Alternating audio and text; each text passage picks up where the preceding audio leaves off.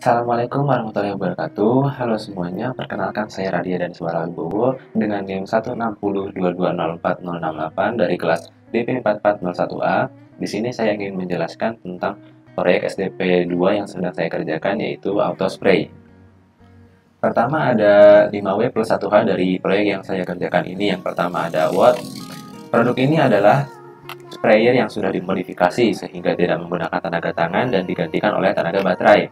Selanjutnya ada Who. Produk ini digunakan untuk seluruh kalangan, mulai dari anak-anak hingga lansia. When. Produk ini digunakan ketika ingin melakukan kegiatan seperti berkebun atau membersihkan sesuatu. Selanjutnya ada Why. Produk ini diciptakan untuk mengefisienkan waktu dan tenaga dari usernya. Where. Produk ini digunakan kebanyakan di area terbuka seperti taman atau lapangan. Lalu terakhir ada How. Produk ini bekerja dengan cara dinamo memompa air sehingga air bisa digunakan untuk berkegiatan seperti menyiram bunga. Selanjutnya ada pendahuluan. Nah, latar belakang dari proyek yang saya kerjakan ini yaitu semakin hari zaman semakin berkembang, teknologi tradisional pun makin ditinggalkan. Contohnya zaman dulu kegiatan membajak sawah menggunakan kerbau. Nah, zaman sekarang membajak sawah itu menggunakan traktor. Begitu juga dengan tenaga manusia seperti tenaga pompa air tangan sekarang bisa terganti dengan pompa air listrik. Selanjutnya ada kajian pustaka. Nah, sprayer ini adalah alat yang digunakan untuk menyiram atau menyemprot sesuatu. Kegunaan sprayer ini beragam seperti menyiram tanaman hias atau kegunaan yang lebih luas seperti area persawahan, bahkan untuk menyemprotkan sabun untuk mencuci kendaraan. Selanjutnya ada analisis camper dari proyek yang saya kerjakan ini. Di sini ada beberapa produk dari sprayer yang saya coba kembangkan, namun di sini saya memilih untuk mengambil huruf M dari scampernya itu, yaitu modify. Nah, yang saya modifikasi di sini adalah penggunaan tenaga. Dari yang pertama adalah tenaga manusia dengan cara memompa sprayer itu untuk digunakan. Nah, sekarang ini menggunakan tenaga baterai sehingga manusia tidak perlu memompa sprayernya lagi untuk menggunakannya.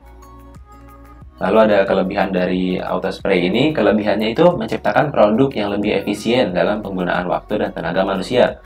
Yang kedua adalah tidak banyak merubah bentuk dari produk existing sehingga user lebih merasa familiar terhadap produk. Lalu selanjutnya ada komponen alat yang sudah dimodifikasi, yaitu pertama ada rotak dinamo dari sepeda motor injeksi.